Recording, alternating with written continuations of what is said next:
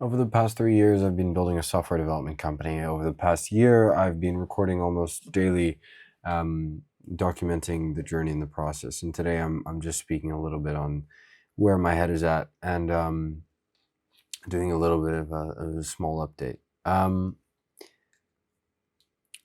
I'm very excited for 2025. It's the 3rd of January, and I'm really excited about this year because I think I feel more better equipped than I ever have before. But at the same time, there's still a certain amount of anxiety because there's still so many unknowns. Um, and there's two major things that I keep coming back to. One is, well, actually, they both stem from focus, but different types. One is focus, focus, attention, and resources. So don't split your resources across many things. You have very limited resources. If you run a small business, you have very limited resources, and so you have to be doing what gives you the most bang for your buck. And you have to do it in really high volume because you don't have a lot of bucks. And so you need the most bang for your buck, and you need to use all the bucks that you have the best you can, and you have to make sure that you use all of them. And the other thing that I keep coming to is kind of like I need to stay in my own lane. I need to, like, I can't look to the side, and this is a big one for me. But what he's doing, what she's doing, like, man, there's a million people who are doing other interesting things, and they're just distractions. They're just, I say they're distractions, like there's nothing, everybody's just doing their own thing, and you just got to stick to your own lane. And that's consistently when you're going to make the most progress, is when you don't look, when you don't lift your head to look elsewhere. And unfortunately, I think, like, sometimes I have this thing, it's been the times when I make the least progress is when I get really distracted by looking to the side and thinking about what are they doing, what's he doing, what's she doing, um, or even just kind of like when you look too far up the mountain in front of you, and you're like, man, how am I going to do this? Like, what if it fails? I don't know what I'm doing. Like, you have to pick up and move and take just one foot in front of the other, and that's the only thing that you can do. And everybody has a different puzzle in front of them. And I say this honestly as a big reminder to myself as well, just because I had a little bit of this kind of hit me. I spent a lot of today reflecting and planning out the year, planning out everything so that I can just focus on the goals, which are the inputs, and sometimes it makes me a little bit worried. Like, what if I don't get those outcomes that I want? What if, like, all these things, there's so many variables, but you can't get distracted because, like, listen, if it fails for one more year, you do it for another one. Like, the only actual failure is if you stop. And if there's one thing I've learned, is sometimes you get thrown back to square zero, and it feels like you're in the same place as you were a year ago or 2 years ago. And man, I've been through this many, many times. But objectively, you're not in the same place that you were a year or 2 years ago. And if you stick to this for long enough, it will work out. And like, you have no idea what somebody might have been through to get to where they are. And so never listen to the overnight success story. And it's something that's really hard not to pay attention to. I think particularly as a young person, because, or at least me, I suffer a lot from impatience. I suffer a lot from wanting things fast and now and all those things. And I think it's pretty natural to want that. Um, but I also know, like, on an objective level, I can recognize the thing that I need to be loving is the process and the day to day, because that's the thing that I'm going to keep on doing, whether I have money or not, whether I have the bigger business or not, whether those goals get hit or not. The day to day has to keep happening. Otherwise, it's all pointless. And yeah, all this rant to say, like, focus on your own lane. Focus on figuring out what you're going to do best. I know where this feeling is coming from. I had a call today with some, it's actually a prospective client, funny enough. These guys which are building something, and they want some help with an app, and they've already got a prototype that they built themselves, which is good. And they're living on site with the people. So, okay, they're making something for retirement homes. And they live on site in the retirement home. and they're building something for a really specific problem.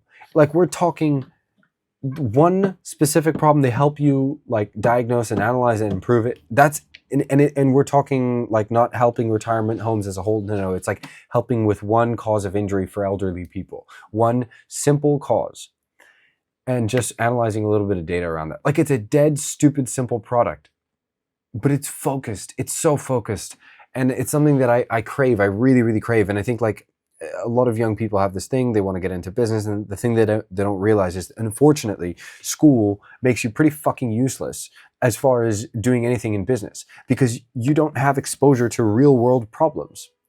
You have so little exposure. School doesn't teach you about problems. It teaches you to solve problems sometimes, some, arguably not as well, but it fundamentally, it doesn't teach you anything about how to diagnose problems or where they are in the world. And so when you start in business, you need to find a specific problem that you're good at solving, and that tends to come from repeated friction with something. And so you'll see a lot of very successful founders, like usually they will have started something or some kind of company to solve a problem that they experienced, right? So I don't know, let's say like the founders of Stripe or PayPal or something, they had repeated exposure to this problem in the world and they set out to solve it. And when you start a company and you don't have working experience, there is a very limited scope of problems in the world that you've been exposed to. And the thing I really undervalued when I started this company is I figured out what I could sell. I could sell a development skill, right? A programming, high income skill, whatever. But what I really needed to do was figure out who I wanted to sell it to and what problem I wanted to solve with that skill. And that's like the biggest focus that I have right now is, we started to get a little bit more specific. We doubled down in startups and MVPs because that was what we could do well. But I want more specificity. And it's something I'm working toward and 100% focused on. But I always have this nagging doubts. What if it doesn't work? Like, what if I need to pivot? And it's all part of the process. But, if sometimes having conversations with other people, man, they make you doubt and yourself, and what am I doing? Why is it working for them and not for me? But the reality is, at the end of the day, like, firstly, I have a company that's done hundreds of thousands in revenue, which in the grand scheme of things isn't massive, but six figures.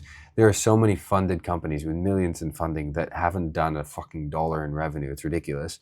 And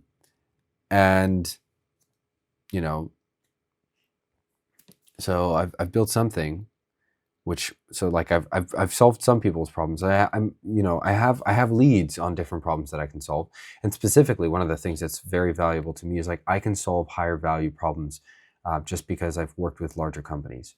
I've worked with clients that do a couple million a year in revenue, and that's a lot more than students or other young people tend to. Like if you're working with larger businesses, your clients can be worth more generally. So yeah. Anyway, I'm thinking a lot about focus, a lot about doubling down, and I need to just get into a really simple flow state in execution. One focus, very singular minded, just an execution mode, which, if I'm honest, is something I need to train myself on significantly more. I need to practice. I need more reps of more focus and more hours worked on a singular task. A singular and I would say pretty intangible task sometimes.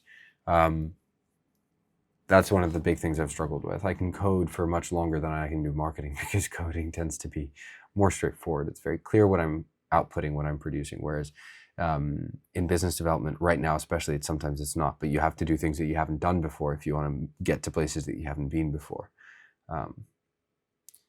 Anyway, this is a big thought dump of my head. And yeah, so 2025 is entirely focused on these things, nothing else.